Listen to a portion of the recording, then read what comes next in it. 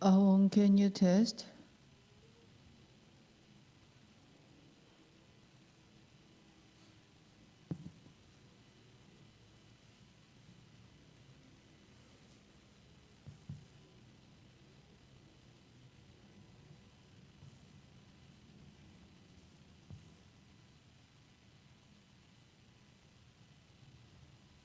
I can hear from receiver, but I think it's on Discord. It's not you.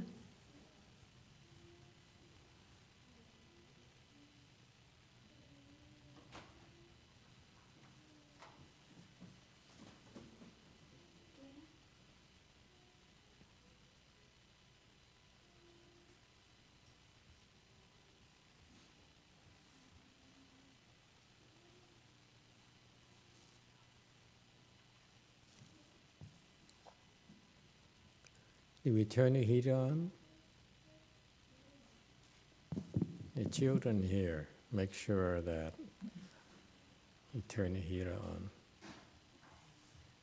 Ahong, could you say something in the Buddha hall? Hello, Venerable. This is Vietnamese channel. Okay, thank you.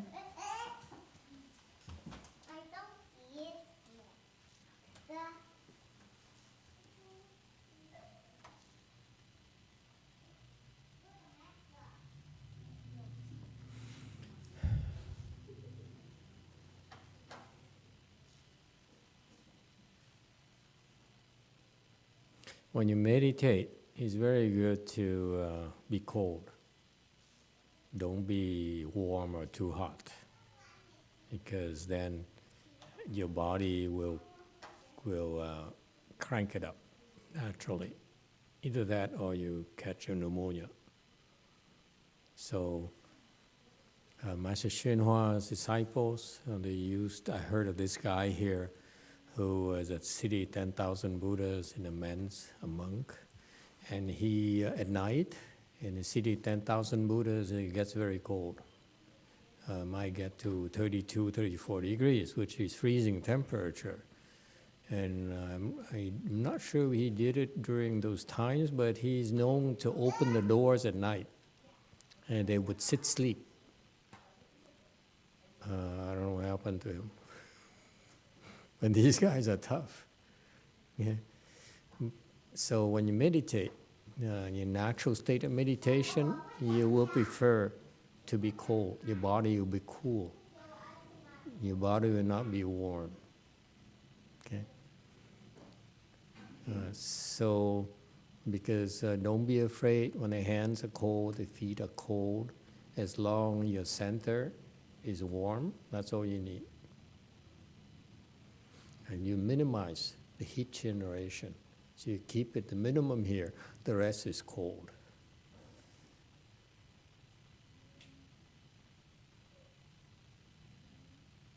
So my hands are always cold, my feet are always cold. Seems like my entire life I'm built for Chan meditation.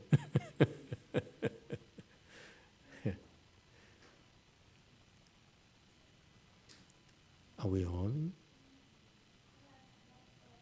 Okay, that's okay. Hello, everyone. Thank you all for coming. It's nice to see you. Last night, a couple of issues were unresolved, and so one thing is the Duan Yin and Duan Zheng, Duan Zheng, and my disciple in San Diego, Kinix, she texted me. She gave me a link of what I explained about that concept. I talked about in the chapter 25 of the Lotus Sutra. This is a long time ago. You pray to one in Bodhisattva, and you give birth to a girl who is Duan Chuang, okay, which is Vietnamese Duan Trang. I don't know what Korean is. But I explained that in details about what it means. The word that Master Hsuan used last night was Duan Zheng, which is different. So For girl is zōng, and for men is zheng, I guess. So that's the difference. If you want to, you can, Ahong, you can text Kinix and get the link for that, English explanation, the transcript, and you can find out more. It's actually fairly detailed. All right, so please refer to that if you're curious. The other thing that's unresolved is the Yuan Jue Jing, the Perfect Enlightenment Sutra. I went back and people started texting me and giving me more information about it, and I looked into it briefly.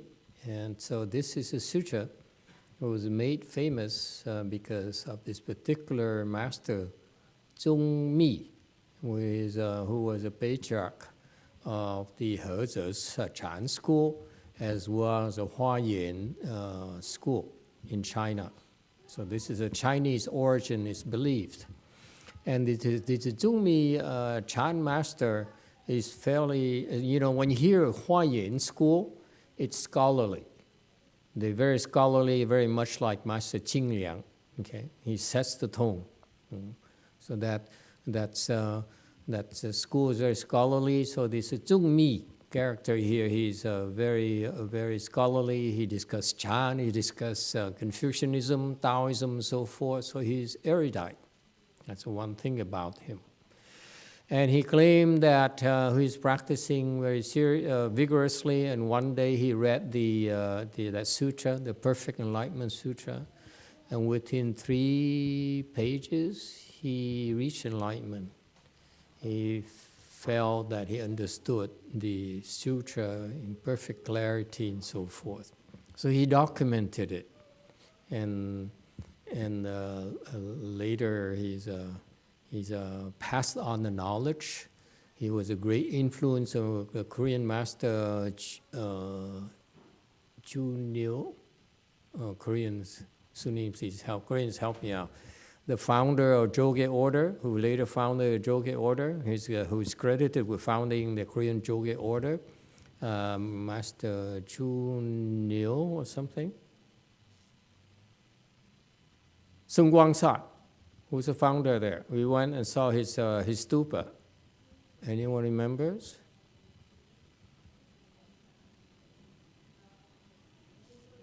Jinul, right, okay. Sorry, forgive me. Jinul. Now, does it ring a bell now, Koreans? Hey, shorty, say something.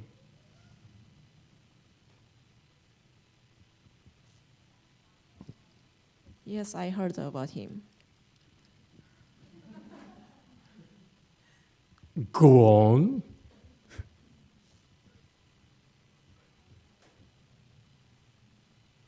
So Jinul was credited with founding a Jogye order and set a very good standards for Korean Buddhism. He has a vision that's very impressive, Even though he's really not a patriarch, Chinese patriarch, he has a wisdom to be able to do great things, unify Korean Buddhism and set the very high standards.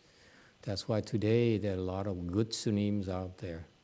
Okay, I think Jogye order has issues, but it also has very good things in Korea, and that's the one of the stable forms of Buddhism in Asia. And you have also to credit the Korean culture and the Korean government for its support.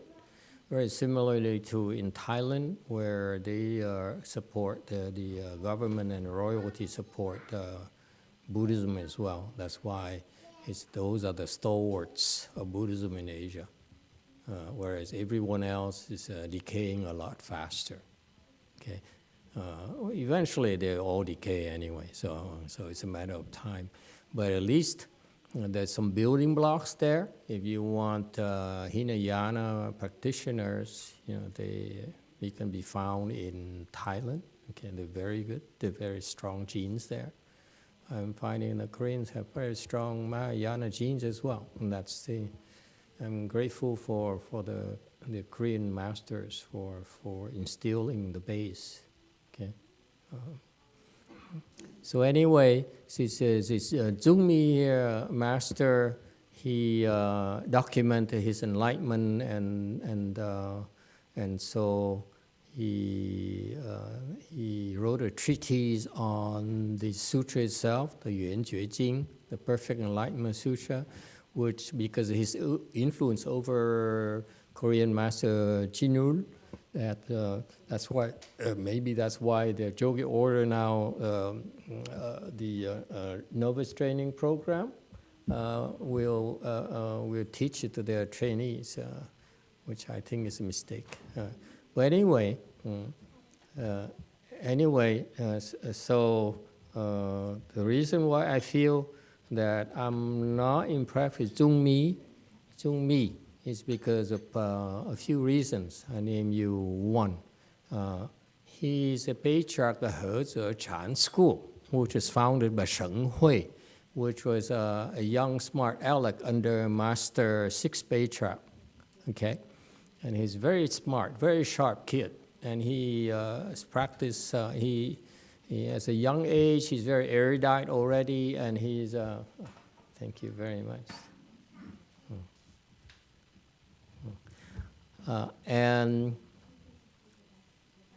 And he later, after the sixth patriarch certified him, he went off and to propagate the Southern school. So he founded the Hezhe school in China, and it was rather short-lived.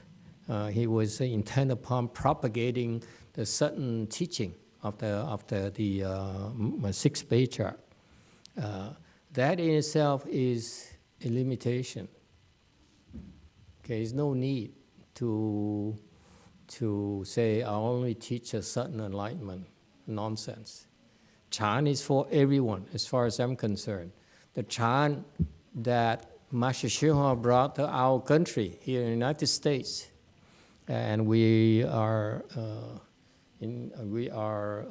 benefiting from, is designed to take care of everyone, not just certain enlightenment. Okay, certain enlightenment is on the high end. And so this guy here feels that, he saw the strength of Master Sixth Patriarch was what's unique about his teaching was that he specializes in the certain enlightenment.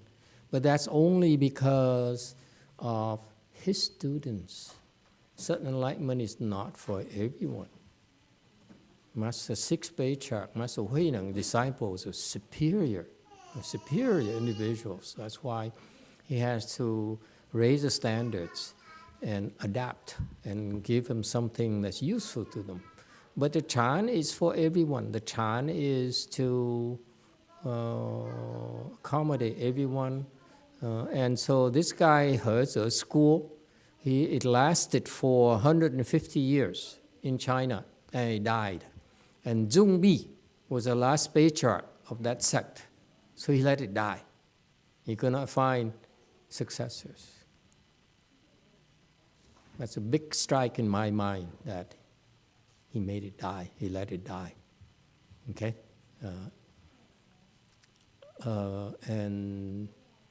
And then another strike for me about Zōng Mi is that he documented his enlightenment. That's a horrible thing to do. And it makes people like me who are stupid feel so bad that he's enlightened and we're not. Okay? You don't want to do that to the other monk. We feel discouraged. We're so inferior to you, And you have to remember that you understand the Buddha's, the sutra's meaning perfectly clear. Nonsense. It's no such a thing as understanding a sutra entirely. How can you possibly understand the Buddha's meaning or your teacher's meaning. That's not possible. From Master Hsuan Hua to the second patriarch, so much was lost. I can comment about it later. So that's why I'm not impressed with zōng mi. That's why I don't think it's a good idea to follow those tracks. Okay, look, in the Chinese system, we have the 5 Chan schools that survived, and now down to 2 or 3, whatever. Okay, they survived because they serve the needs of the Chinese, of Buddhism. He did not, and zōng mi was guilty of letting it die. He's not good enough to transfer his knowledge to the next generation. That's why He's school, Chan school, died. So I'm not impressed with zōng mi. You too, go ahead. Master, this is from So Young. 圆觉经里没有空无所空，老子的清净经里有观空以空，空无所空。 Okay, and what does it mean? English? I have no idea. Oh, precisely. You guys read and you don't even know what it means. Yes.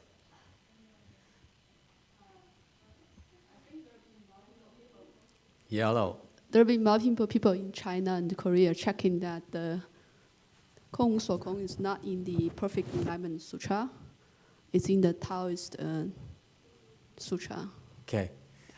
Strike number 3 with that guy, zōng mi.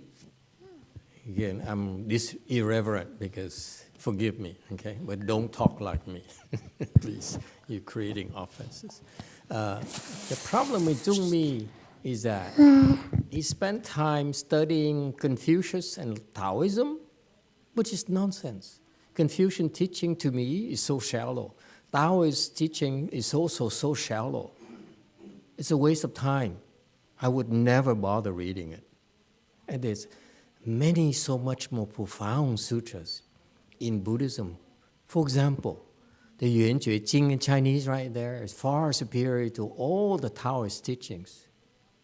All the Taoist teachings or Confucius teachings.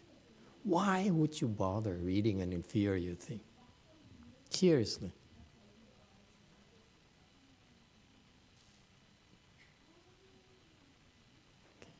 Wei Mountain.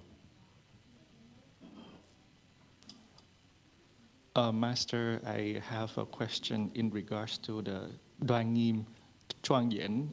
Also, in the pure conduct, there was a part, they say, 地观佛是当愿众生切如不显端正言好. So the word 端真nghiêm好 was described the beauty of universal worthy bodhisattva. So this 端正, does it apply only for men and only for women or for both?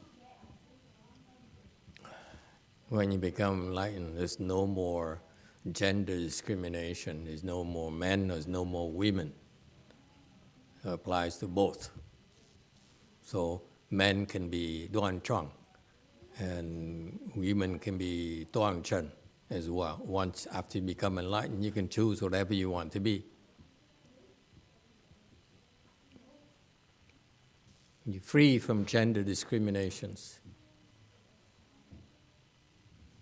Any other questions? So for universal worthy bodhisattva, he wants to appeal to men. He might come across Sivgao, the Duan Chang thing, or he want to appeal to women. He want to be Duan Zheng thing, whatever. They have a lot of flexibilities in their work.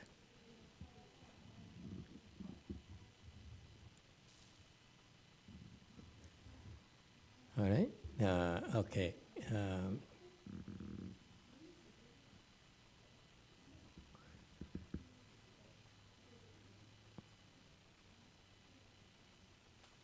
Let's continue with Master Shenhua's teachings.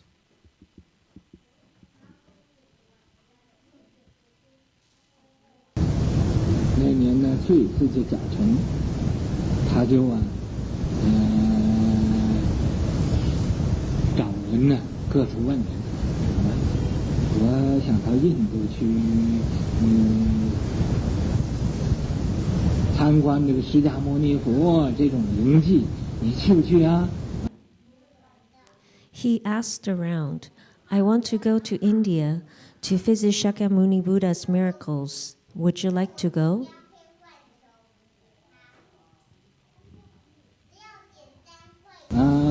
果贤哎，去啊，好啊，怎么样？果仁，你去不去啊？可以，我也欢喜去啊。Guo Qian? Okay, I will go.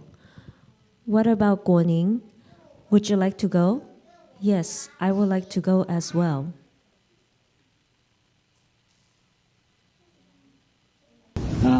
这么一找，连果先在果后，连果前在果左果右的，这么一找了15个人。He looked around like that. So Guo Qian brought Guo Hou, Guo Zuo brought Guo You. He found 15 people.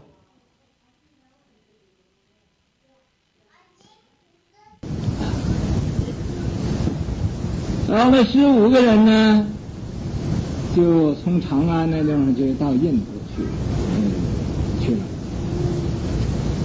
但是那时候交通特别不便。Those 15 people went to India from Chang'an, but at that time, traveling was extremely inconvenient.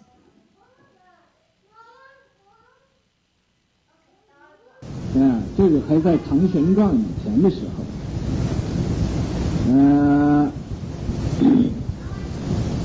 他们所走的这种最危险的这个河呀，这个路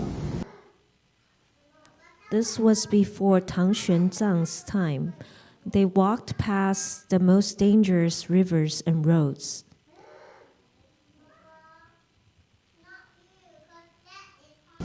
经过36个这个很难行的这个路，所以才到这个新疆那一带。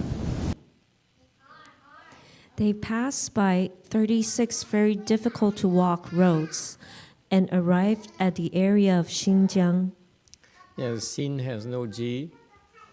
So somehow,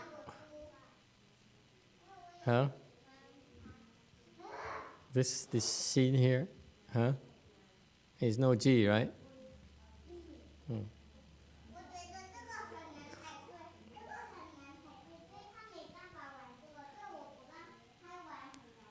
They 到新疆呢，以后从中国出去就到这个流沙，就那个进那个沙地，没有水的地方。They arrived in Xinjiang. Later, they left China and arrived at a place with quicksand. This was full of sand and without water.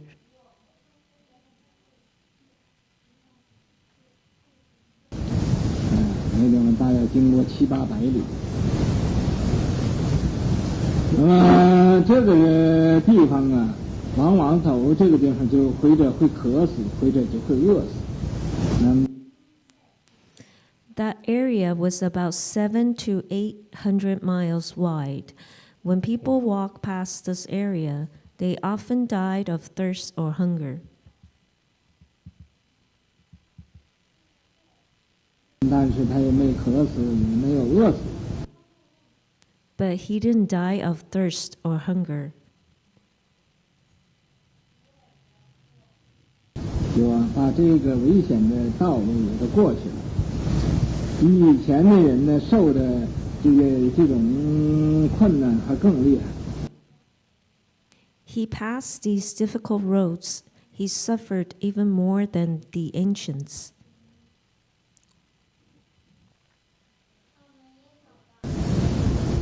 那么从这儿啊，就经过有这个秋瓷国，经过这个于田国、毕宾国之类的，到这个种种这个诸国啊，看这个每一个国家的这种风俗。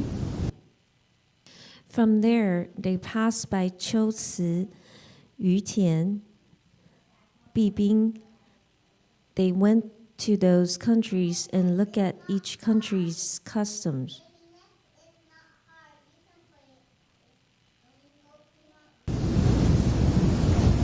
从这个于田国啊向西行，又行了有2000多里路，才到葱岭，在就雪山那个地方。From Yutian, they traveled west for over 2,000 miles, arrived at Congling, where the snow mountain is.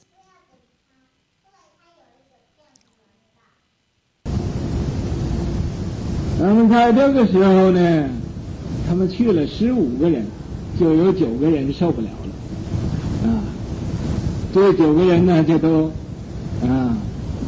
退回去了。 At that time, 9 out of 15 of them couldn't bear it anymore. Those 9 people returned. They retreated.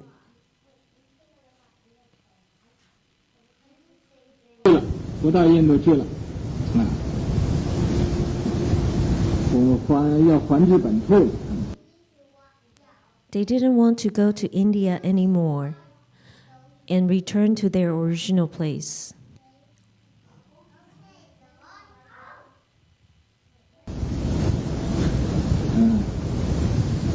那这个智蒙法师啊，他和这个其余的这5个人又向西走，又走了有1700多里路。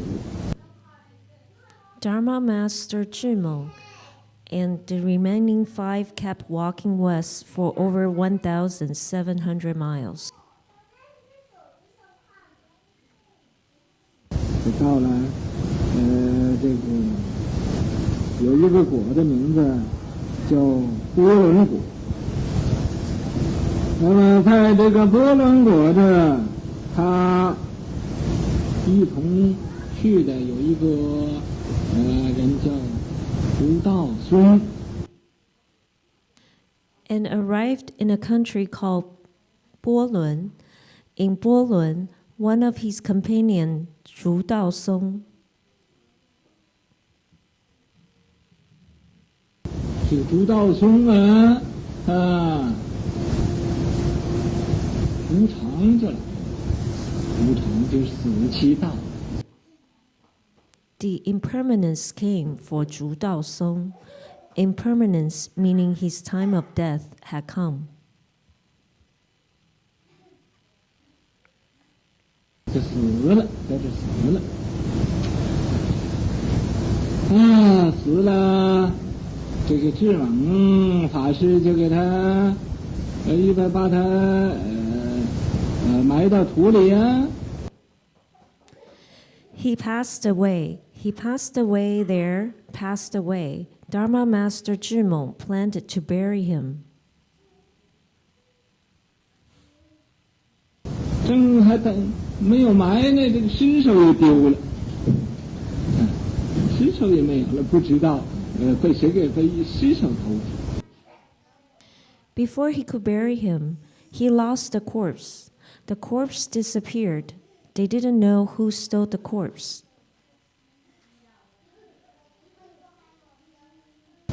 也不知道是被这个鹰给吃了，是怎么样的，没有了。 没有。 Whether the eagle had eaten it or what happened, they didn't know. The corpse disappeared.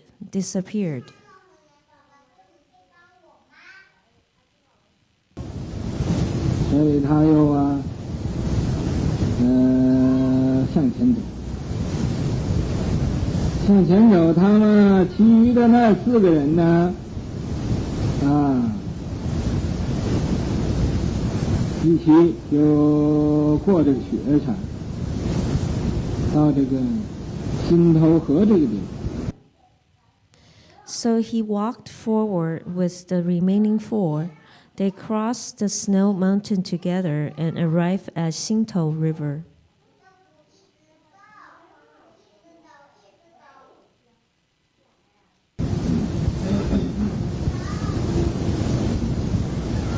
新头河，然后又到这个碧宾国，在这个碧宾国有500个罗汉呢，常常在这来往。 From Xingtou River, they went to Bibing. In Bibing, 500 arhats gather here very often.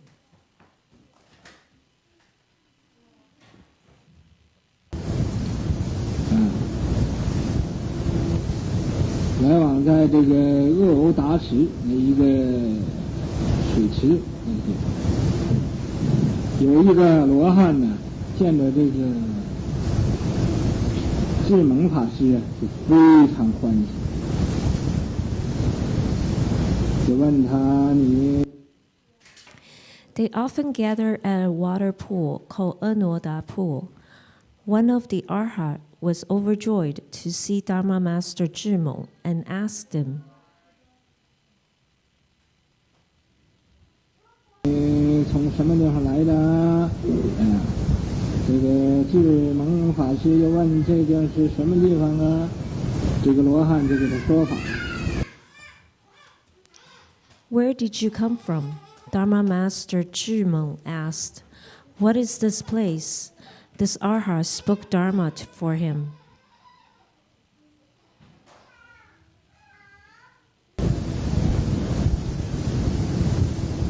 那么在这个地方又见到佛在生的时候，一个佛用的一个这个石头做的一个装水的东西。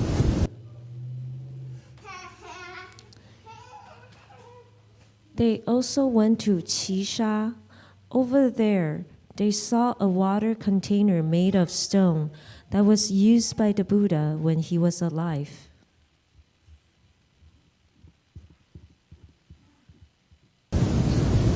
因为佛用过的，可以总保留着，作为一个纪念品。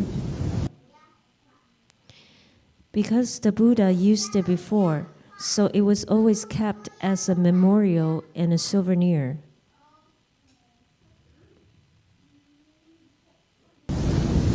又在这个地方又见着佛的钵，当初佛在世的时候所用的那个钵。 Over there, they also saw the Buddha's bowl, the bowl the Buddha used when he was alive.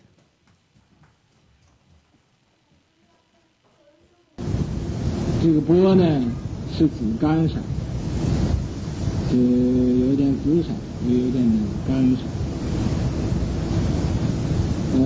就那甘木重庆四大海那甘。 The bowl is purplish cyanish. It has some purple and also some cyan color.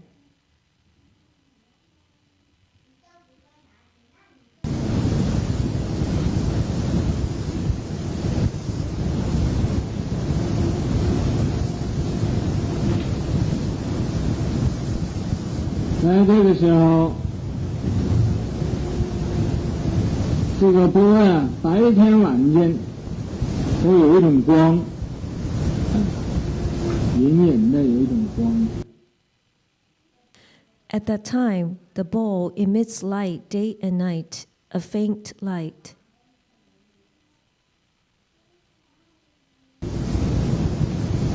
所以这个智蒙法师就在这儿啊，用这个香花供养这佛的钵，供养佛的钵。 Thus, Dhamma Master Zhimong used fragrant flowers to make offerings to the Buddha's bowl.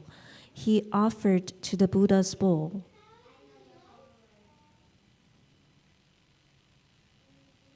又就把佛这个钵呀顶在头上，头来顶一顶。 He also put the Buddha's bowl on his head.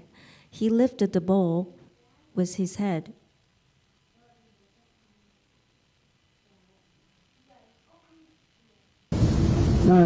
在这儿又发愿呢，他要生生世世，他要供养三宝，出家修行。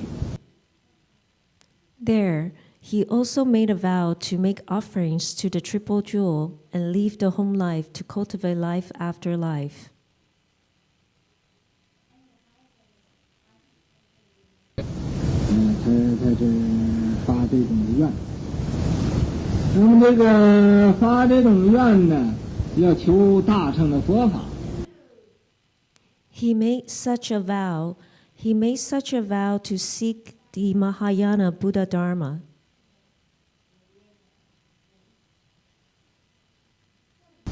这时候他就搅搅这个钵呀，有的时候又轻了，很轻的，有的时候又很重。 At that time, he felt the bowl was light sometimes. It was very light, but sometimes it was heavy. 这个钵就好像会动弹似的。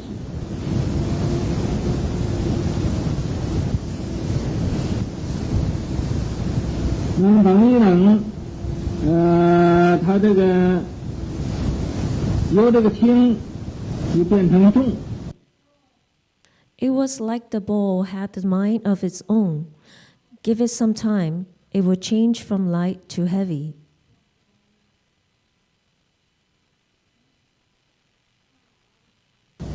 再等一等，又由重又变成轻。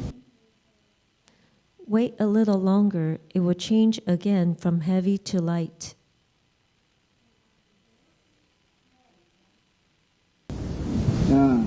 重的时候身体他都顶不动了，轻的时候又好像没有什么东西似的在他头上。 When it was heavy, he couldn't even lift it with his head. When it was light, it was like there was nothing on top of his head. 他有这种感觉，所以他更发道心。他这种呢，这感应也是不可思议。 Because of his response, he brought forth the resolve for the way even more. His response was also inconceivable.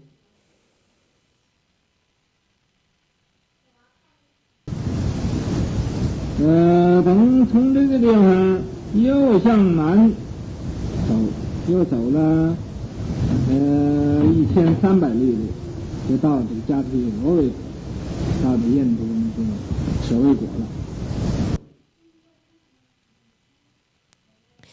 From there, he walked south for another 1,300 miles and arrived in Japi Lu Wei and arrived in Shewei, Shewei Guo, India. Travesty. Okay, very good. Stop here for a minute. So Master Chigmug was intent upon going to India on a pilgrimage. It's a nice thing to do if you're able to do that. Nowadays, a lot of people organize pilgrimages to India and so forth. And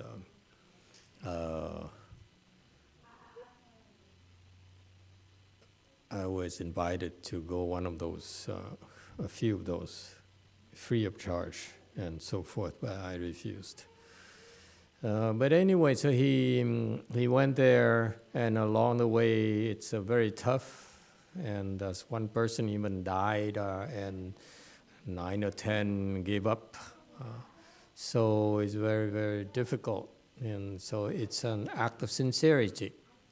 So if they were sincere, that's why eventually they made it to see some of the Buddha's relics, Ling Ji. So it's some sort of miraculous remains or traces of the Buddha's presence in our world.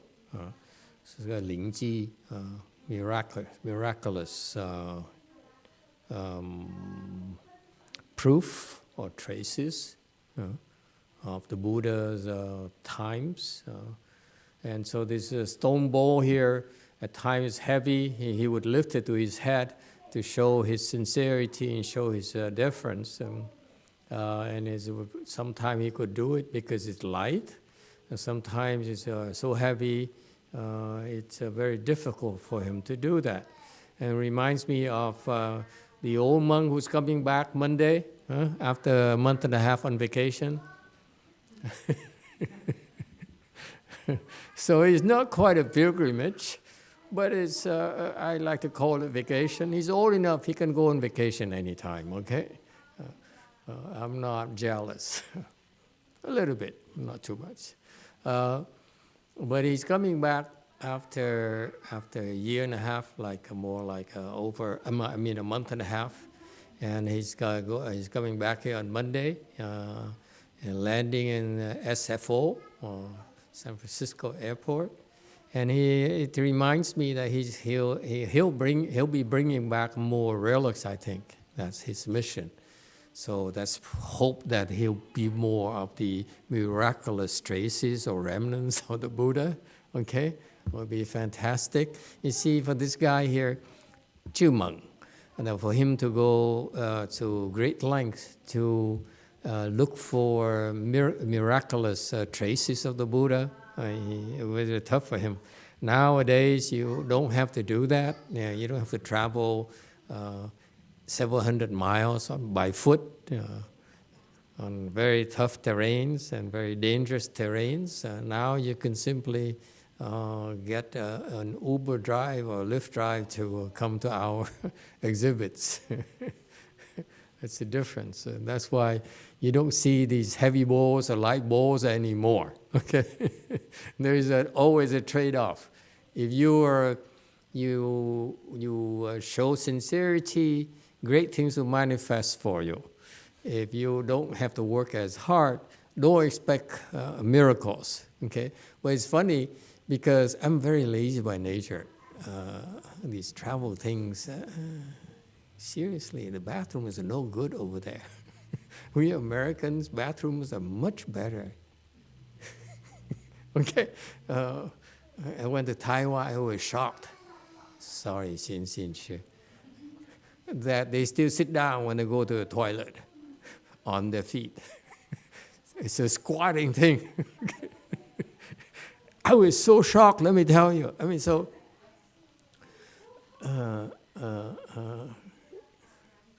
was a struggle.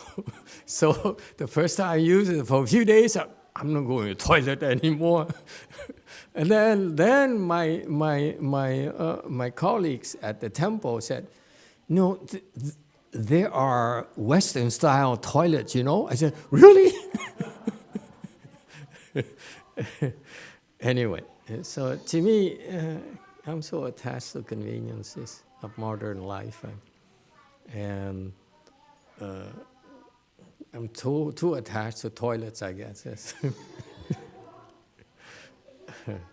So I hate it when I go to a temple and the toilets are not good enough, you know. So I went to Korea, I don't know how we got in the toilets, but I went to Korea and saw these beautiful buildings. I said, it looks even nicer than my temple. And they happen to be toilets. Anyway, and so I'm not much for travel. These people travel and they really have endure a lot of hardship. So they went there and they got these responses. Sometimes the stone thing is heavy, sometimes it's light, and he would love to put it on his head, whatever. And which reminds me, Master old monk.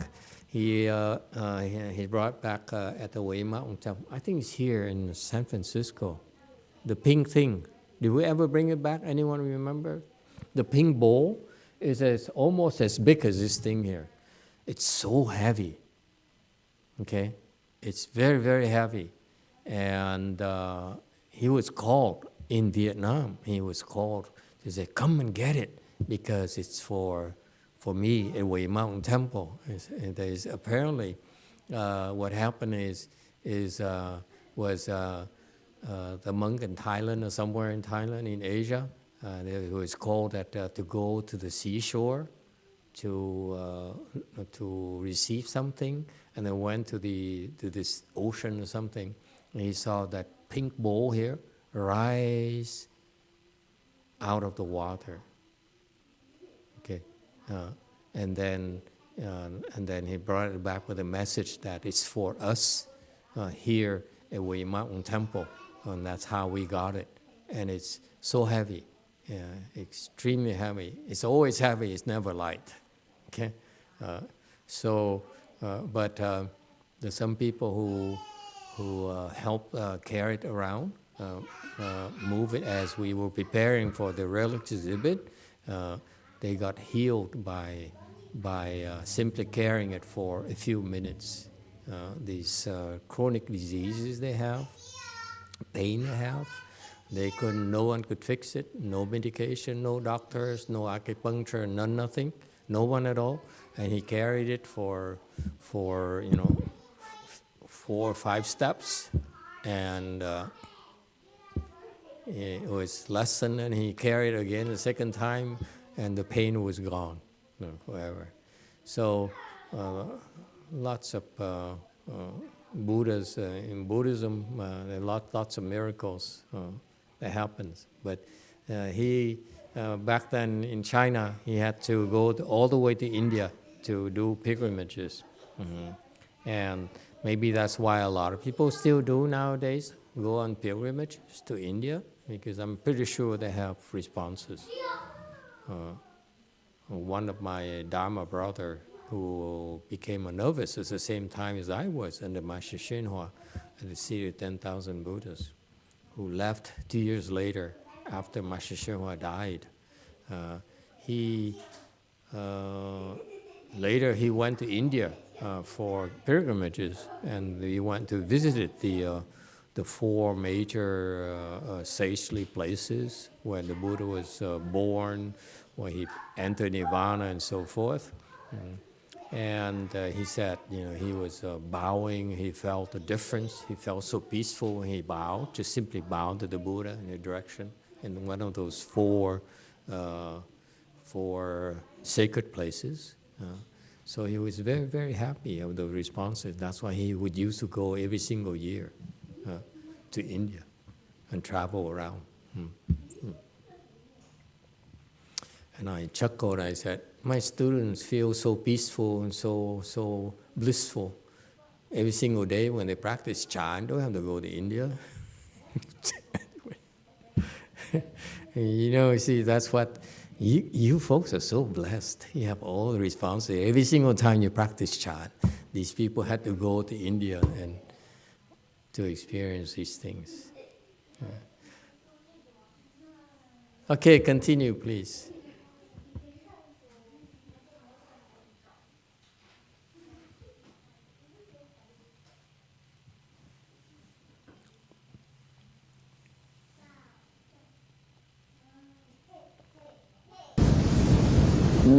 在这舍卫国看见佛的头发，看见佛的牙齿，又看见佛这个肉髻骨，那个顶上那个骨。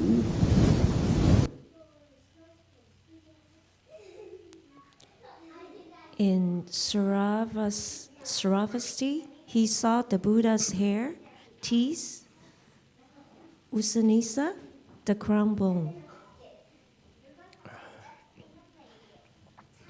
所以呀，他都恭敬供养，每见到一种这个纪念的东西啊，他就在那供养一天，拜一天。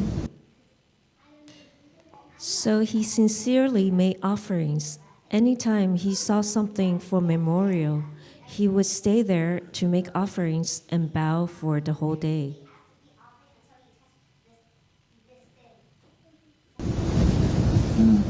所以把佛这个所有的事迹啊，他都可以参观完了，然后他又看见这个佛呀，这个降魔，那个菩提树。 So he visited all Buddha's deeds. He saw the Bodhi tree where the Buddha subdued the demons.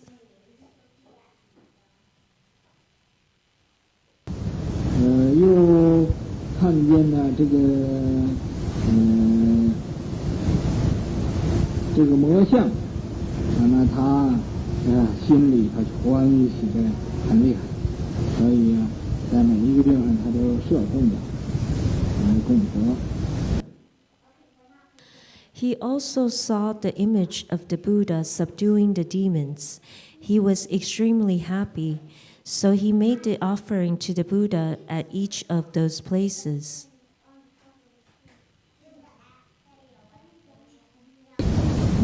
又用他这个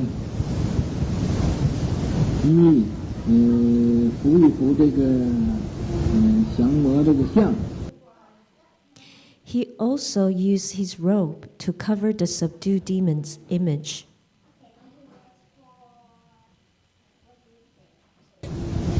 所以他到很多的这个佛一生的这种事迹，他都看了。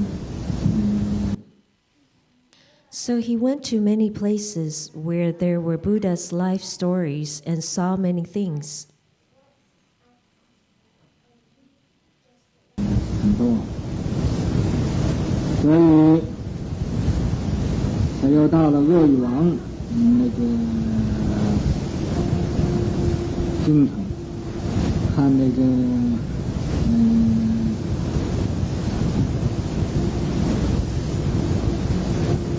佛呀，那塔舍利塔。 He also went to King Ashoka's capital city to see the Buddha's stupa, the Sharira stupa. 又看见那大婆罗门，一个大婆罗门呢，这个婆罗门的名字，就叫罗月宗。 He also went to meet a great Brahmin named Luo Yuezong. 这个婆罗门呢，他专门弘扬佛法，他全家都是信佛的。 This Brahmin specialized in propagating the Buddha Dharma. His whole family believed in the Buddha. 所以这国王啊，对这婆罗门，非常相信。他去见了这个婆罗门，这个罗月宗。 So the king also trusted and believed in this Brahmin. He went to see the Brahmin Luo Yuezong.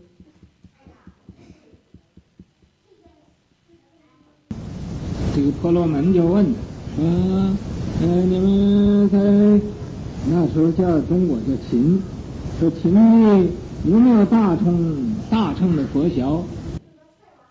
This Brahmin asked him, "Is there Mahayana Buddhism in Qing's land?"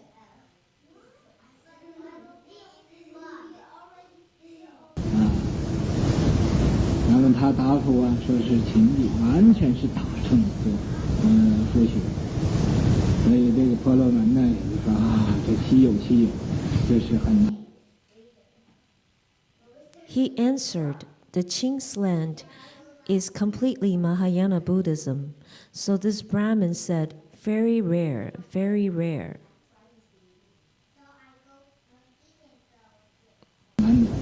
这一定是有菩萨到你中国去了，所以你中国这个大乘佛教更兴盛。 This is hard to come by.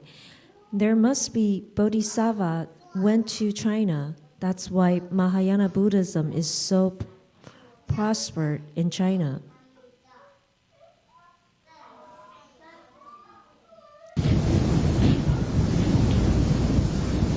这个智蒙法师也在这个婆罗门的家里得到很多的佛的经典，带回来把经典。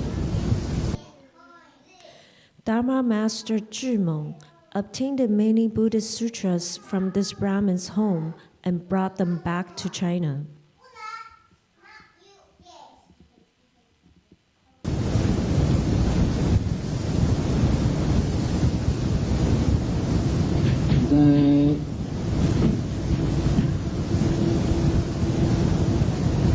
在这个中国，这个甲子岁啊，那么到这个天竺啊，同行的这个3个人，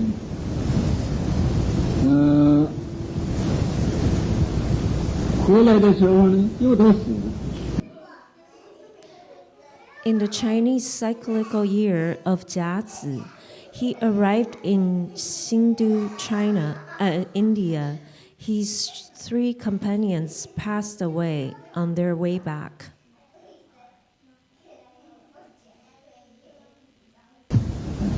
就剩这个智蒙一个人呢，回到中国来。 Only Dharma Master Zhimeng went back to China by himself.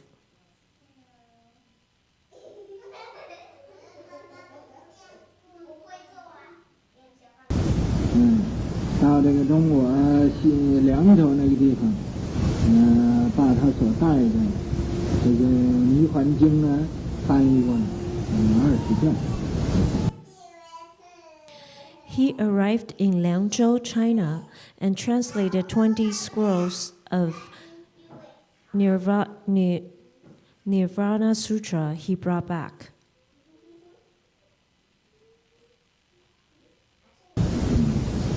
他在这个宋元嘉14年到四川。He went to Sichuan on the 14th year of Yuanjia Emperor Liu of Song.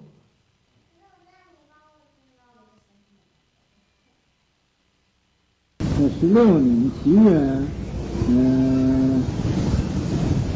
他就把他所经过的这个各国，他都做成一部书。And in July of the 16th year, he wrote a book of his experience of all the countries he traveled to.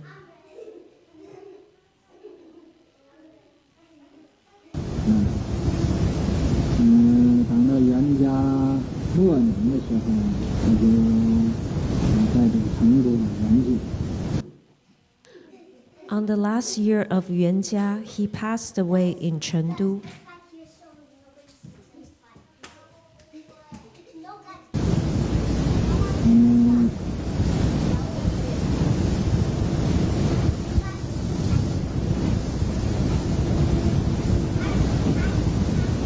这位法师啊，他对中国的佛教，也有很大的贡献。This Dharma master had great contribution to Chinese Buddhism. Okay, let's stop. Oh, that's a lot of travel. This guy has so much fun traveling. So he went a lot of, he saw a lot of the Buddha's vestiges, traces of the Buddha's teachings, and these miracles, miraculous experiences really inspire him. And he continued to travel a lot to various places in India. And then he met with a great Brahmin a Brahmin who is a person who practices purity, and Luo Yue Zōng, he is a believer in Buddhism. It's kind of interesting that the Brahmins, they practice purity. That's the main form of practice, and ascetic practices. But he happened to believe in spreading and studying the Buddhist sutras. So and he met with, he's trusted by the king, and so Brahmins were advisors to the king, were highly regarded by the Indian royalties. And so he has credentials, and so he asked this Chūmeng, he said, is there Mahayana in your country? And the master says, complete the Mahayana Buddhism. It's kind of interesting he said that. And the comment from the Brahmin is interesting. He says that it's only because the Bodhisattvas came to China, went to China in order to teach. So similarly, and that's why there's so much Mahayana in China. It was so prosperous in China. It was so prevalent in China. I don't know it was the case in the Qin dynasty. I know, but is it true that they have a lot of Mahayana? I doubt it. But maybe to them, they are to them it's prosperous. But we have different standards of prosperity of Buddhism. Okay, and he obtained many sutras from these Brahmins' home. So that's his contact. From an authority of Buddhism in India, he brought those precious sutras back to China, and all his companions died. Kind of interesting. They accompanied him, and when they're done, when their mission were accomplished, they died, and only he survived. So you have to realize for Buddhism to be transmitted back to China, a lot of people gave their lives for that to happen. And only Chūmeng himself survived and went back by himself. I'm sure the return journey was just as perilous as the going journey. So, and then he translated the Nirvana Sutra to China, and then I think he died. And wrote a book, his experience in the countries he traveled to, and Master Shehua says it's an important contribution back then because it gave the Chinese a taste of the Buddhist teachings, and it planted the seeds of wisdom. Okay, as how and to when Master Shehua said he made great contribution to Buddhism, it is the case, and because in the Dharma of giving. Giving Dharma is foremost in blessings. So that's why this Chinese monk here, he translated the sutras. That one sutra there, the major sutra, Nirvana Sutra. I'm sure that translation has a lot to be desired, but for the early days of Chinese Buddhism, that was pretty important. And which brings me to a point to remind you that we should all be very grateful for the great contributions from Master Hsuan and his disciples to our American Buddhism here. It's a similar kind of thing here for us. Master Hsuan also brought Buddhism to our country, but he brought it to a in a large scale, where he brought the whole, basically, the Tripitaka to our country, and he trained his students and then explained a lot of sutras. That's what this great patriarch did for us, and his contributions is just incredible. That's why you should take advantage of it and study his teachings. And I'm reminding you that his role for American Buddhism, especially for Buddhism in our times, is just critical. And we can show our gratitude by studying it, by listening to it. And if you're able to translate those teachings into your own languages. And my standard is that you need to have a certain level of wisdom before you want to translate. Because for most young monks and nuns nowadays, they decide to go into translation by studying, getting a Buddhist degree, and that's not a good idea at all. You want to get knowledge and get a job later, or get references later in your resume, pad up your resume, and that's fine. But it's not good for translation. Right. So translation requires you to have enough samadhi power, and so that's what Master Hsuan did. He first, instead of doing translation work, he first taught his students.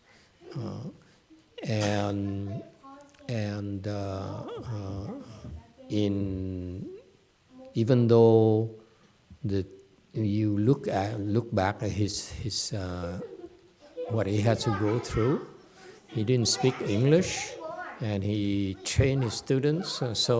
And amazingly, a few decades later, the translation into English is by far the best. It's because the translators were enlightened, and his disciples in charge of a translation to English were pretty high level when he was alive. And so that's a standard he set for the translation work. You don't want to translate until you have a little bit higher level. In China back then, you're supposed to be second stage arhat.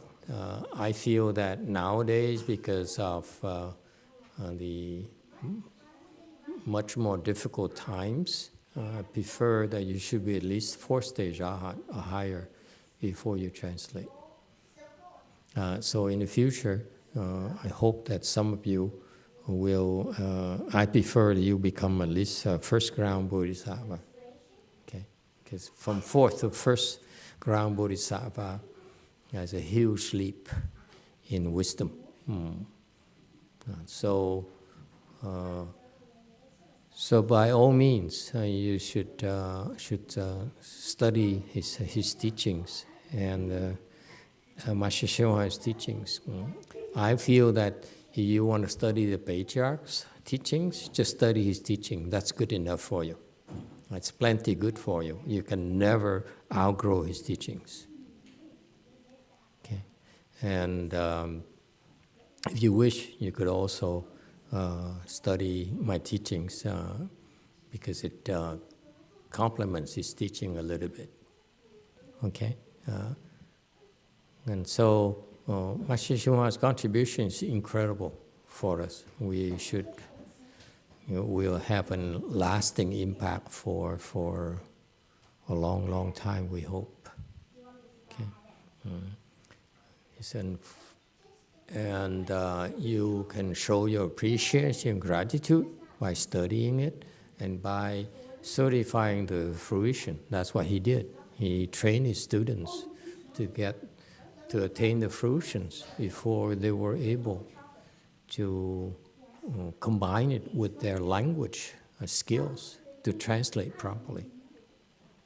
Okay, so he set very, very high standards for translation work, and it shows the quality for the English text from his temples, the Buddhist Text Translation Society. That's a very, very high standard. I think it's by far the best, far better than any scholarly work. Because it's much more precise. The scholars, unless you have the samadhi power, you will not be able to understand the Buddhist sutras at all. It's not about Buddhism. Buddhist teaching is not about words.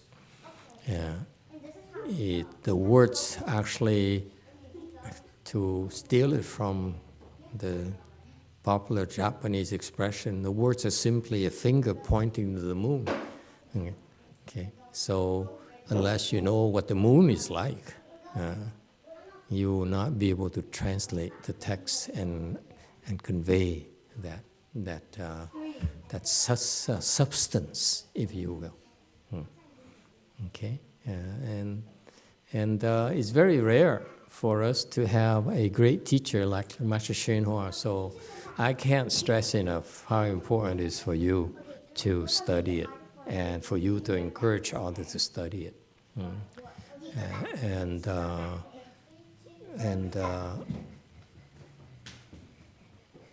Hopefully in the future, if you want, you could, when you get a chance, you should also consider translating his sutras, correcting the English translations, if you will.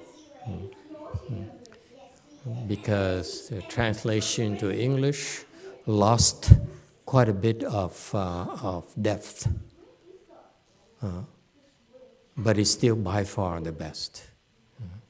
You too. From Vicki Sprout, Master, do you think Great Master Shenhua's translators were enlightened because of the transcendental support he gave them while he was alive? Did it change after he died? Could you repeat the question, please? Master, do you think Great Master Shenhua's translators were enlightened because of the transcendental support he gave them while he was alive?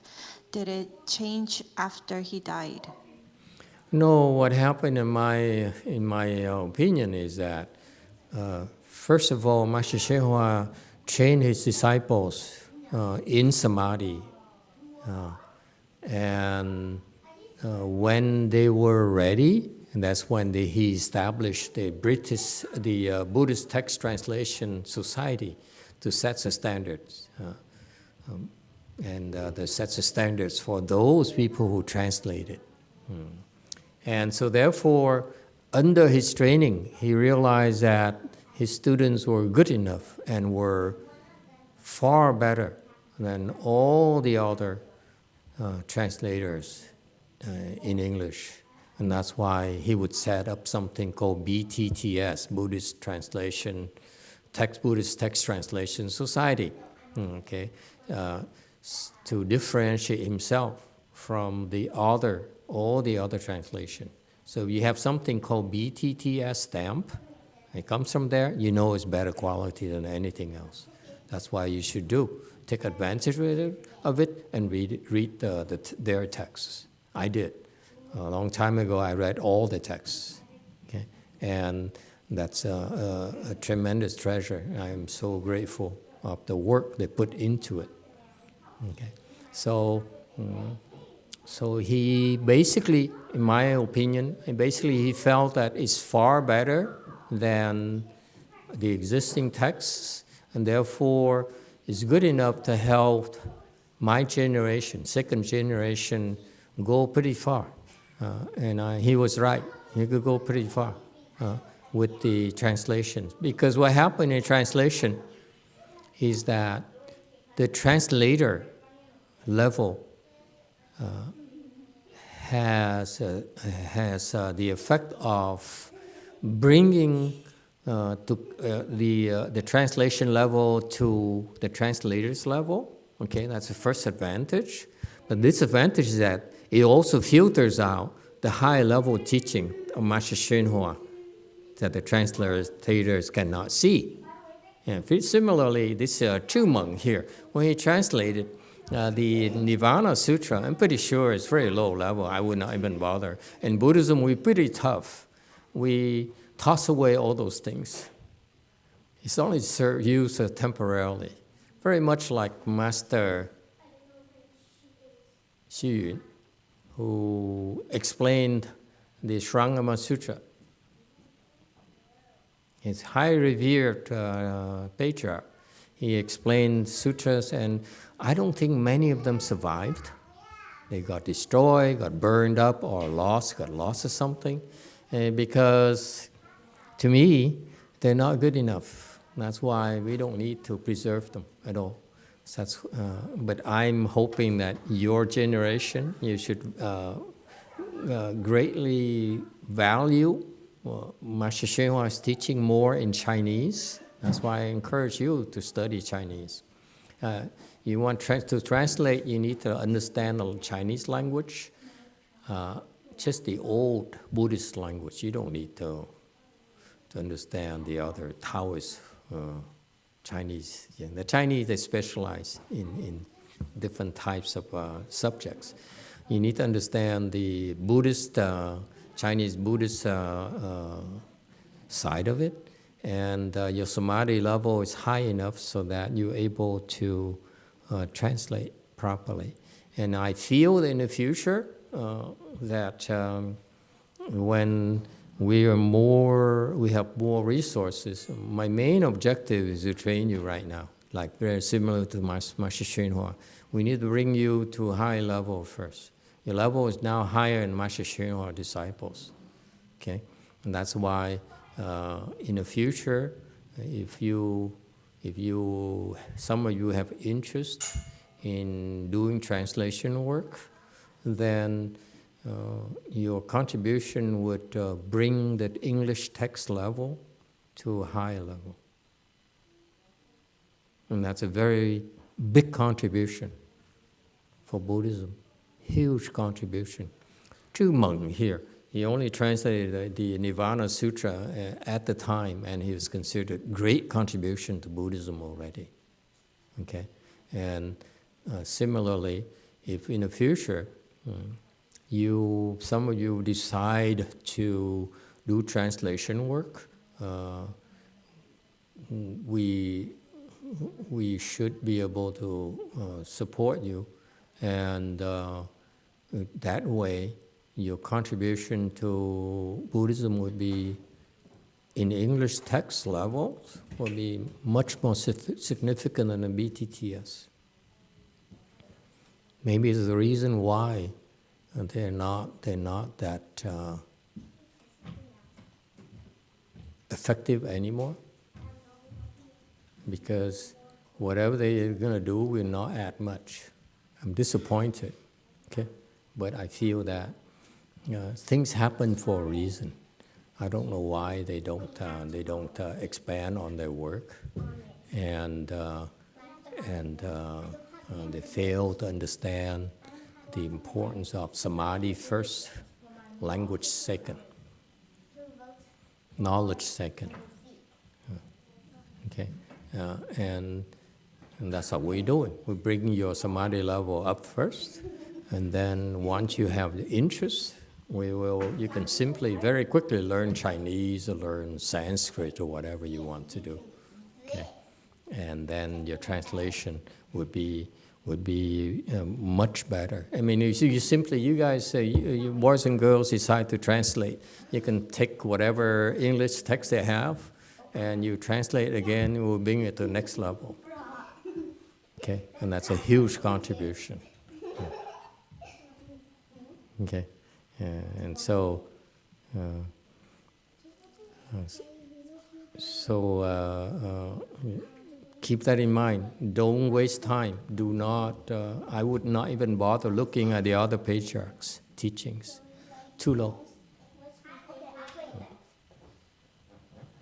And for you, Vietnamese or Sri Lankans or Koreans, you should also get training first, and then do translation work back into your or your own mother's tongue. That would be tremendously important. Okay. Questions or comments? Yeah. Oh yes, JMT. 안녕하세요. 제가 어제 그거 공무소공에 대해서 말씀드릴 때 그 말이 온각경에서 나온 말이라고 말씀드렸는데 제가 검색을 하면서 그 부분 나온 글을 끝까지 안 읽어봤어요. 근데 이제 오늘 다시 읽어보니까 공무소공이란 말은 노자의 도덕경에 나오는 말이고 제가 그 온각경을 언급한 것은 대만 사람 남혜근 씨가 온각경 보현보살에 대해서 강의하는 부분에서 공무소공에 대해서 비워서 더 이상 비울 곳이 없다는 그 말을 읽었고 그 말을 읽는 순간에 이거는 깨달음의 경지일 것이다라고 그런 생각이 들어서 어제 그렇게 말씀을 드렸습니다. 그래서 공무소공은 온각경에 나오는 말이 아님을 이렇게 말씀드립니다.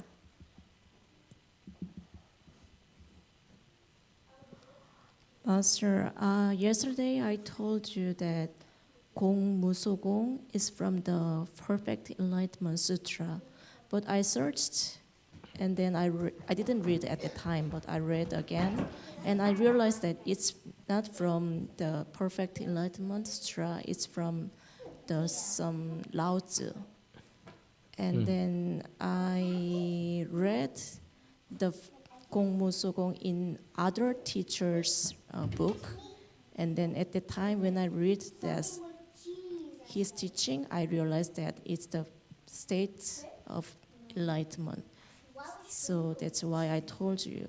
So I just want to correct that it's not from Perfect Enlightenment Sutra. Okay, thank you for the clarifications. Okay, that's good. We try our best, and if we're wrong, we admit we're wrong. It's okay.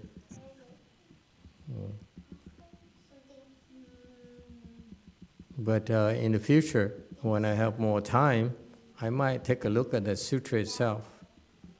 But I doubt it. It's not very high in my priority to look at sutras. My priority is to train you, because the third generation is not being trained properly. I'm concerned about it. And it's funny, the circumstances put me in the spot where I was supposed to be trained, and I wasn't trained, so I was very unhappy. And if it continues, our American Buddhism will come to an end. It will deteriorate. So that's why I feel much more important for me to train you than to do other things. Because to me, Buddhism is you can translate all you want. You can know and study as much as you want, but it's the Buddhism. It has to be lived by you, stays in you, manifests through you. It's not by words. Okay, the words again are just a finger pointing to the moon.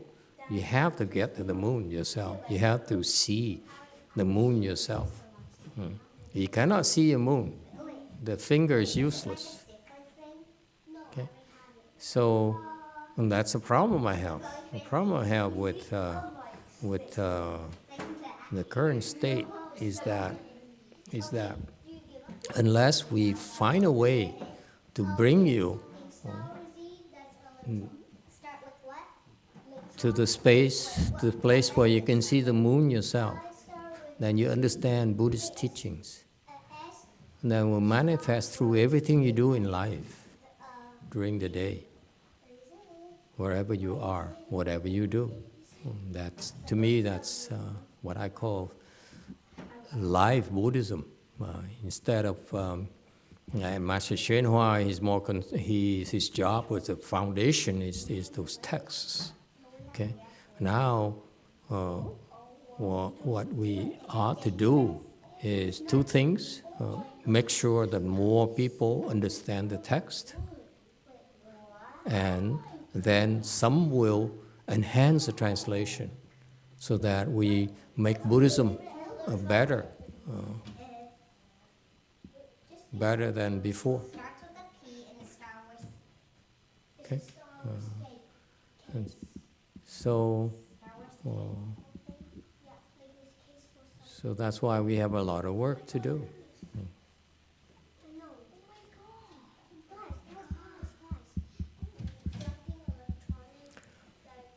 Any other questions or comments?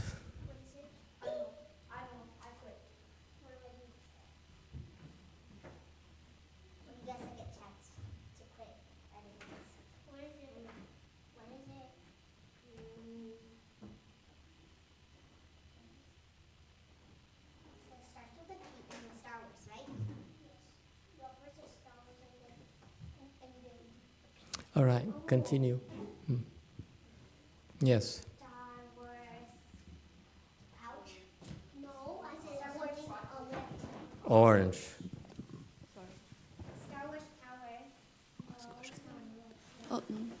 power. It's just a small question that some of us have beads, and we know that we're not supposed to bring them to the restaurant. So I wonder if it's okay in some of the restaurants. There's like two parts. One is like the actual toilet. The other one is like the washing area or the outside area where you can put your bags and stuff. Just wondering if it's okay to bring like reciting beads to like part of the restaurant, but maybe not the part that's really impure. Bring the beads to where? Yeah, like, you know, if it's on our wrist, or like some people have like statues on their neck and those things. Like, Into the restroom. Restroom, yeah. I heard a restaurant. Oh, restaurant? Sorry, Okay. my English is not that good. Some restaurant I would not bring to Restroom, toilet, yeah, restroom.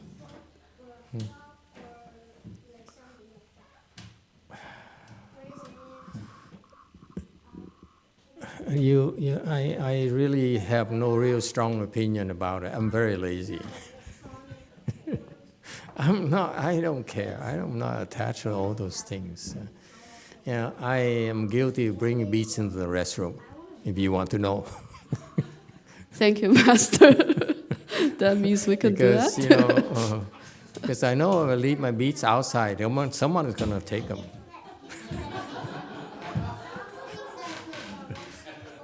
I'm cheap. So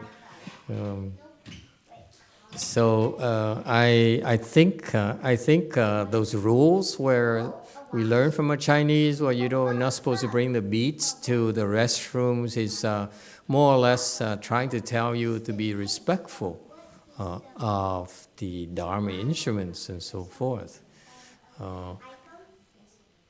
So that's why you avoid bringing them to not clean places. Okay. But I don't have that issue. I think I'm respectful enough. So it doesn't matter where I am, whether it's a dirty place or a clean place. Yeah, to me, it's funny if you ask for my opinion. Unclean to me is not physical. Okay. Yes, it stinks and so forth, but what's the big deal? Why are you so attached to the stink and so forth? To me, it's a little bit childish to say it's unclean because it stinks. Have you been to a restroom in United States here? Oh, let's bring baby to a restroom in a U.S. park and let her use the restroom. Okay, have you been to a federal park and use a restroom? You faint. Okay, let me tell you, it's so disgusting. I would not go there. I'd rather die than go inside. But to me, unclean refers to a place there that's unclean. But to me, it has more to do with your state of mind. Are you respectful enough? So you don't want to bring those things to unclean places, and that I understand that. It's perfect. It's fine. But what are you supposed to do? You go to a park restroom. Where are you going to leave the meats outside? Huh?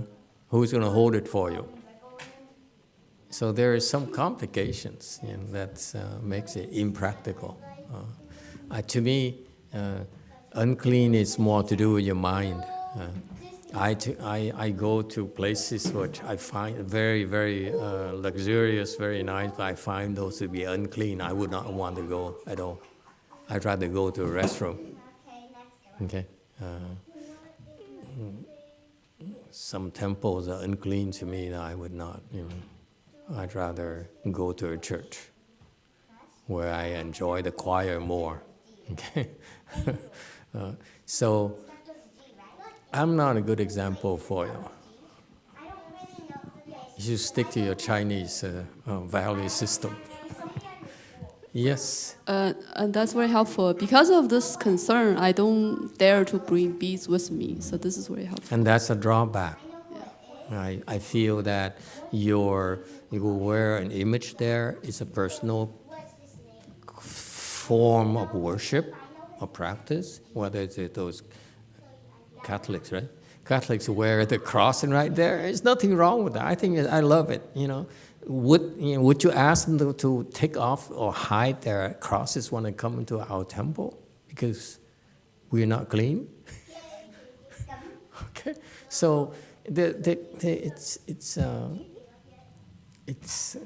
to me it's not that important. Okay, if you feel that you don't want to offend others, put the beads away or hide them, whatever, because you're being considerate. That's nice. But for me, I don't have any problems. Okay, and as long as you don't have a disrespectful mind, I have no problem. Do whatever you want. Okay, I'm not attached to all these Chinese rules. Yeah. It's a different question on. So we have a framed Buddha image at home. It fell off the other day and it was broken to pieces. So the Buddha picture was scratched. So is that like damage to the Buddha? First, that's the question. Like, should we repent? And then also the picture was scratched. So can we still use it? You asked the wrong person again. Please, I don't pay attention to these things. If you damage the Buddha images, that's a pretty serious offense. Okay, very, very serious offense. But what can we do? when they get damaged, kids go and break Buddha images in our temples. What are we supposed to do? Okay, so those kinds of things happen, and I feel that it's unavoidable. If you have children, you have these things. That thing that's broken, that 1,000 hands and eyes statue, whatever that thing is. Yeah, it's broken because when they move it, it's very fragile. When you move it, yeah, it glued back on. So every time you break the Buddha images or damage the Buddha images, it is said that it's a very serious offense. It's called shedding the Buddha's blood, and you definitely will fall to the hells. That's scary. Yeah, very scary thing. And then my question then is that, so these people go to hell, okay, fine. None of my business, okay? But if it happens in my temple, how could I let it happen? Because the parents are going to say, you let my kids play with the Buddha statue, the Buddha images, so you should fall to the hells, not my kids. The Americans are like that. Says, okay, you're right, I will go to the hells for them. So that's our arrangement here. So that's why I'm a very bad example. I don't follow my rules. You go to my temple, you break Buddha images and stuff like that. I go to the hells for you. Okay? And that's what we do. Vietnamese temples, they go, I went to the Vietnamese temple, big one in LA, biggest one. It was the biggest one. And they did the 8 vegetarian precepts. So they got all these Vietnamese women lying around in the Buddha hall, when they rested. So I look at them and say, why God, these people will become snakes in the future. So what are you supposed to do? Okay? So my rule is very simple. Similar to the Master Hsuan Hua.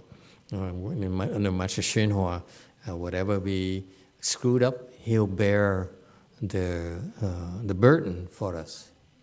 Similarly, like right now, if anyone screws up, the second patriarch has to bear the burden, like it or not. Okay, so here you at my temple, you break these things. I go to the hells, but don't overdo it. But at home, what are you supposed to do?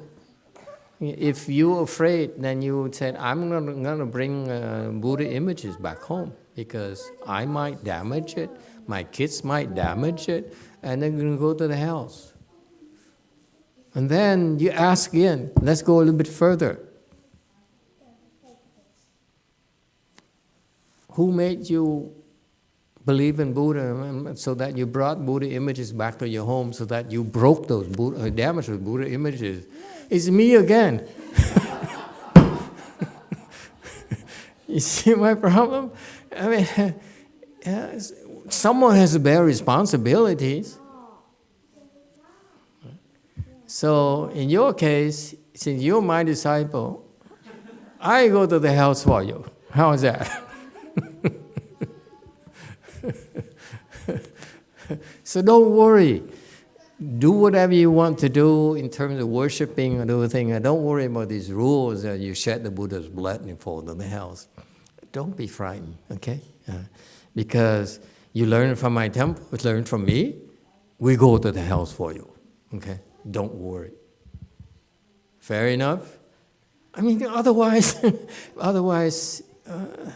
and that's why Daniel, Catholic Daniel, taking refuge with us has clear advantages. Yes, JMT.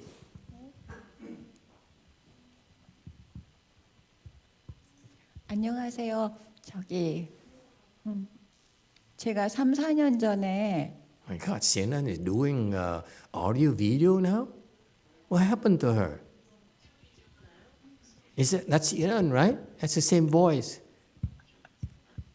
Okay, sorry. Continue. 제가 3, 4년 전에 어떤 스님을 이렇게 배웠는데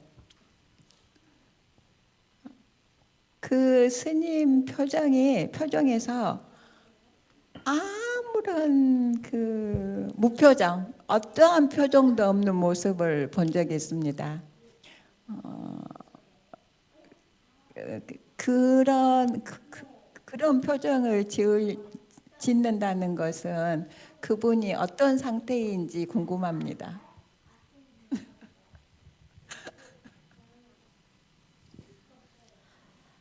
Three or 4 years ago, I met a snim. He doesn't have any facial expression. So I wonder what She kind... met who? He met a snim, a Korean snim. A Korean Sunim. Okay, Yes. very good. Thank you. And then he doesn't have any facial expression. And then I want to know what kind of state is it? Is it a dead Sunim? Yeah, a Korean snim. Korean Sunim? Is he dead or alive? It reminds me like Master Xu Yun, when he met with him, he always closed his eyes or the face never changed, And I said, I'm here. I'm American. It's insulting to me. I'm here with you and you close your eyes. Did you hear that, Xian Kong? It's disgusting. You sit with us, you eat. Did you finish eating? As if we're not good enough for you to look at. This is what the Chinese used to do. It used to be so impressive for my generation, second generation of Mahayana Buddhism, disciples, Master Hsuan Hua. As soon as they're done eating, they all, and they're in samadhi. I find it so disgusting. You shut everyone out. Okay, that's why she's a baby. I'm not going to beat her up yet. Give her time. But you don't do that.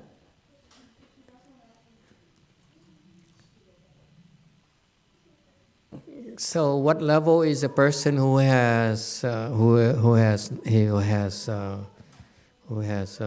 shows no emotions? I'm greatly influenced by Master Hsuan Hua. I'm so impressed by him. He looks so normal. There's nothing special about him at all, except he's short. But there's nothing else that stands out. That is the most impressive man I've ever met, or woman I've ever met. And he's, he's just like you. He smiles or he opens his eyes and, and he appears like a normal person. And actually, I remember the first time I met with him personally, I asked him to lead the home life. He has this very kind look. He said, "Oh, you idiot, you don't know what you're going into." That kind of thing. I feel for you. You're going to regret this. And I did. So, to me, Buddhism is you don't necessarily have to speak Dharma, but you try to help others. And that's speaking Dharma loudly enough for me. Okay. So especially for a monk to, and this is my bias, by the way, because for a monk, to me, to be a monk and then receive training and have so many advantages, so much support, that I made it, and therefore I'm above you. And therefore, I don't want to suffer anymore. It's wrong. Because to me, the reason we got there is because you suffered. All of you suffered to support us. All of you made sacrifices to support our practice. This is the nature of the Sangha. The Sangha is a bunch of beggars. We are glorified beggars, that's all we are. And that means that it's a constant reminder for us that we owe you for our sustenance, for our well-being. You know, the people who are fixing cars for me, with people who are cooking for me, and the people, the reason we're able to buy clothes and buy food, pay for our bills, is because you made sacrifices for us to make it. That's our system. And once we make it, we go for Sejad or higher, and we look at you and say, you are empty, I am empty. And that's what that emotionless, that faceless Sunim is telling you. I'm empty. I have wisdom now. Okay? I'm emotionless. I have no more afflictions. So be it. But what about gratitude? What wisdom is there that for you to save yourself? And then, I say, okay, thank you. I'm grateful for you, but thank you. I don't want to be like you. No, it's not how Mahayana works. We practice, and we get there. If we happen to get there, then we should return the favor and realize that you made sacrifices in order for us to be free from afflictions. Therefore, we pay back by getting afflicted so that you have fewer afflictions. How's that?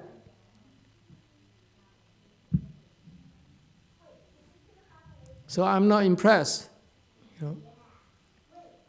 by the monks that I met at my master's temples and other temples. I know they have kung fu, I know they have wisdom, I know they have few afflictions, but I'm not impressed because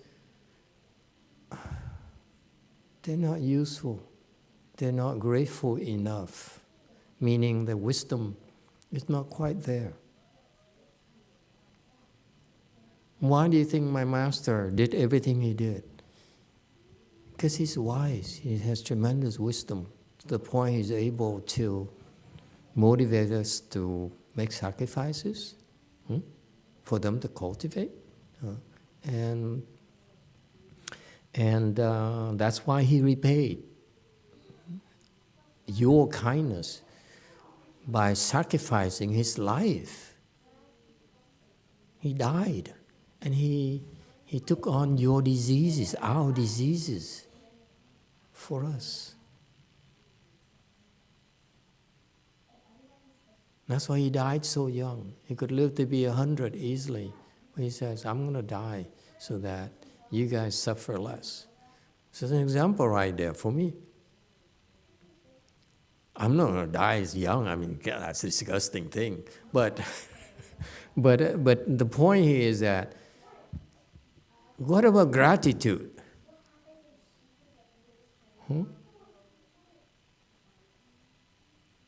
You can't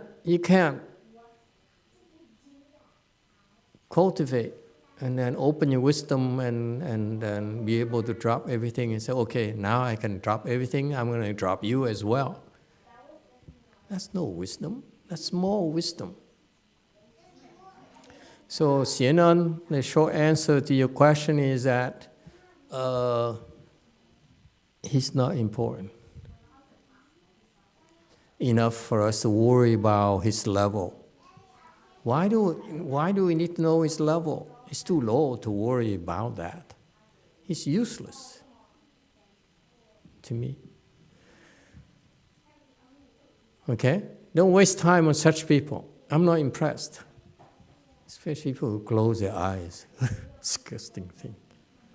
or have no emotions. I see everything is empty. You empty, empty, empty, empty, empty. So what does it matter? If you're empty, then disappear, man. You're not empty, that's why you're here. You're empty, you feel you're empty, then vanish into thin air. That's all for I care. You're absolutely useless. I will not give you food. JC.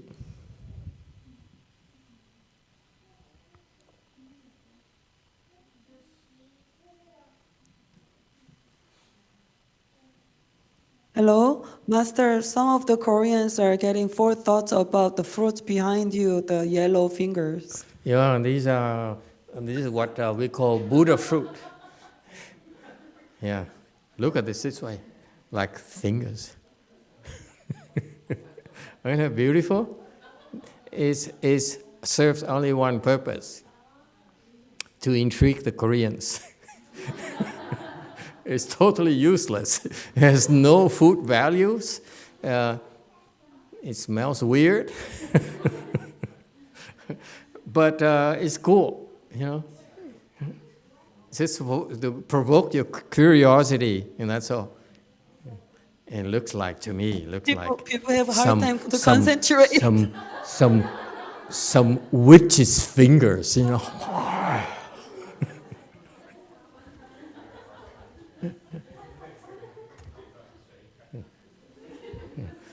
Okay, but they're fun. They're cool. The first time I saw them years ago, at Wei Mountain Temple, I just said, "What? Can you eat this?" That's all I know. Okay, yeah. They're not allowed to bring it back to Korea, right? You can't, right? Can you? Fresh fruit? No? Anyway, go ahead, JMT.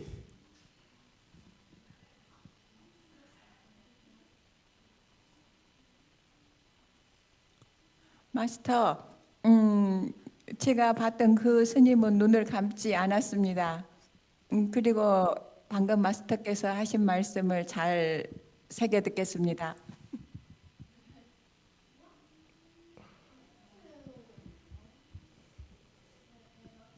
The monk I met, he didn't close his eye. And I appreciate your teaching. But it has an emotionless face, right? His face shows no emotions. Am I correct, Sanggu? Is what she's talking about? Yes. Okay, he has no emotions.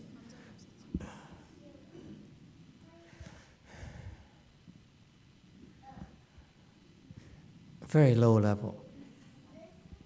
That includes Xu Yun. Nothing to be proud of. I mean, Xu Yun doesn't understand yet.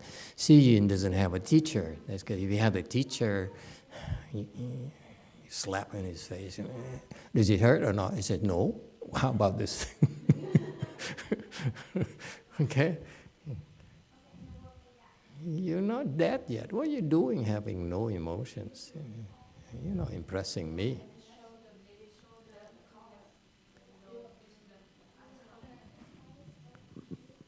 It annoys me that they're so special. They're different from us, from low lives like me. You say, I have no emotions, like Xian Kung. So. And we all chomping away. She finished all her apples. We have no apples left, okay? And I say, okay, I'm done.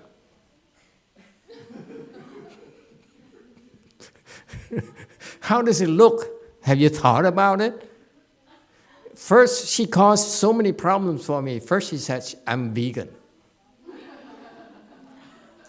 I said, I'm not. That's the first thing I said. She said, I'm vegan. I'm not. And so I don't know what happened, but I ignored her for a few days, and I started talking to her for a few weeks, and I started talking to her and said, vegan is total nonsense for us Buddhists. Okay, why? Buddha is not vegan. You're not better than a Buddha. Okay, and for some reason she said, okay. Next day, say, I'm no longer vegan. And sure enough, we were invited to a fancy Italian restaurant. And she could have missed out on that. You see, there are some advantages of being non-vegan. Yes, someone was saying something, I forgot. I'm sorry I interrupted you.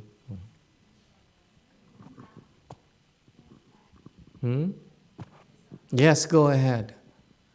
Black. Master, can we take the 8 vegetarian precepts here? Yeah, you could. You could. It's a good thing to do. I think you have to ask Xian Liao. She's if we can. Is that a one-day thing, right? I forgot. Yeah, and then you get to sleep in the Buddha hall. 6 days a month. With your legs going straight, so that I can become a snake for you.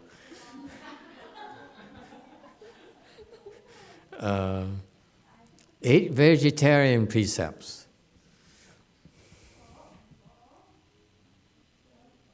I feel it's a low-level Dharma. Very low level. Problem I have is this. The way it's done by the Vietnamese or Chinese, they put on the entire schedule for you for 24 hours a day. I attended one of Master Hsuan Hua at Jinlun Su, the Gold Wheel Monastery, because I was told to do that. And I feel that it's not very good because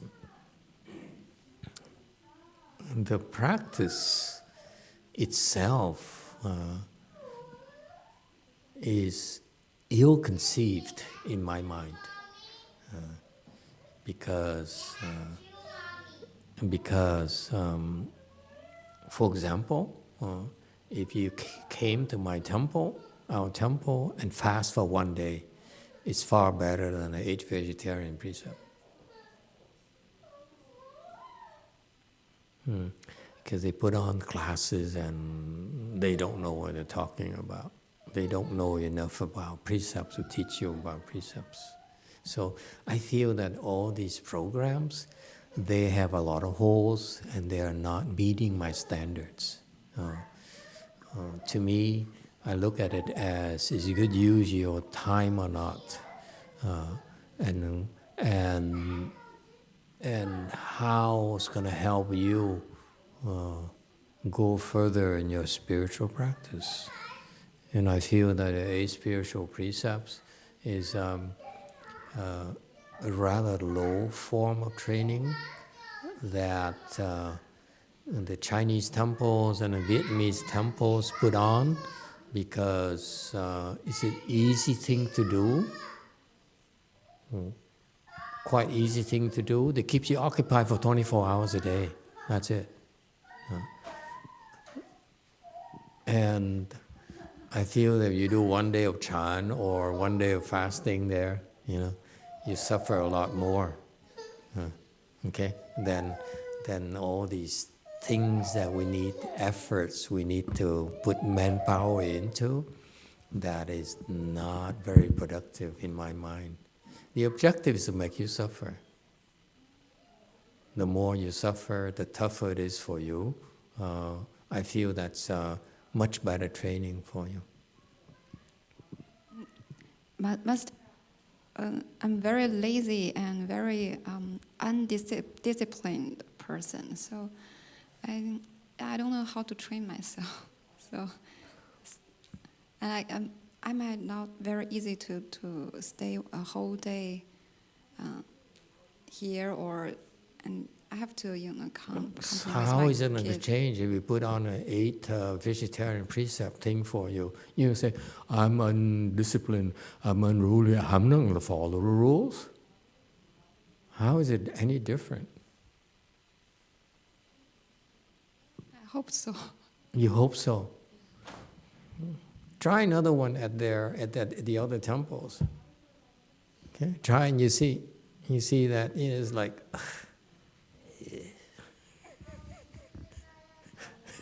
Even my master's temples, I went there once. I said, "This is it." Before I came to his temples, I sat for 10 hours. It's a lot of pain. And I got so much out of it, more out of it than the one day 8 vegetarian precepts. Only 10 hours. So that's all you have to do. If you want to experience something difficult, sit 10 hours. If it's not difficult enough, sit 24 hours. I assure you it's better than 8 vegetarian precepts. Okay? You're smart, okay? And therefore, you should do something that's more challenging for you instead of following what everyone else is doing. That's like sheeps. We call them sheeps. All right. Thank you for your patience. We stop here tonight.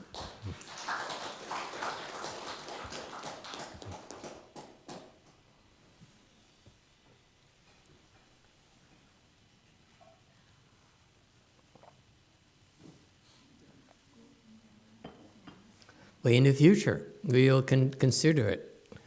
And we should, because it's a good dharma.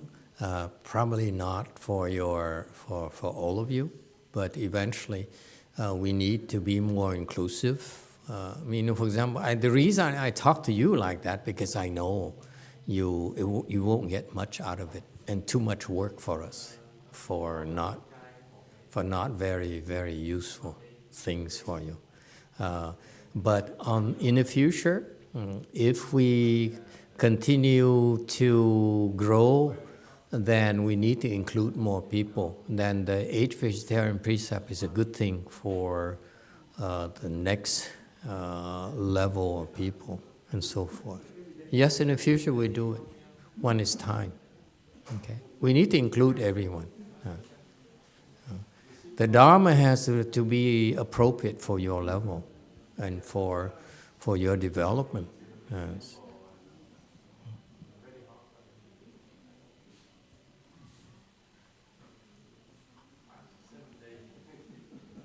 Usually the Vietnamese, I don't know about the Chinese, but I met the Vietnamese and then all these women.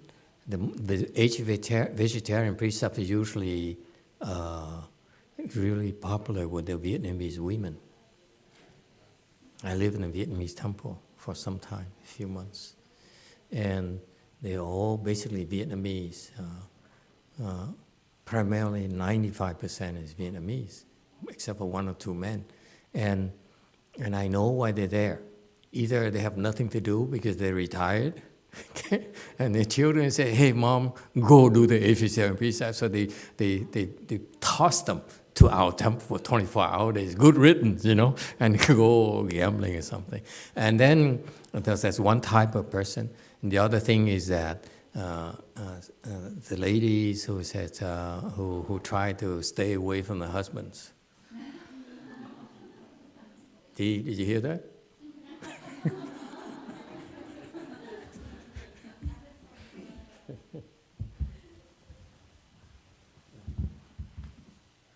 Hello, we exchange. Can I?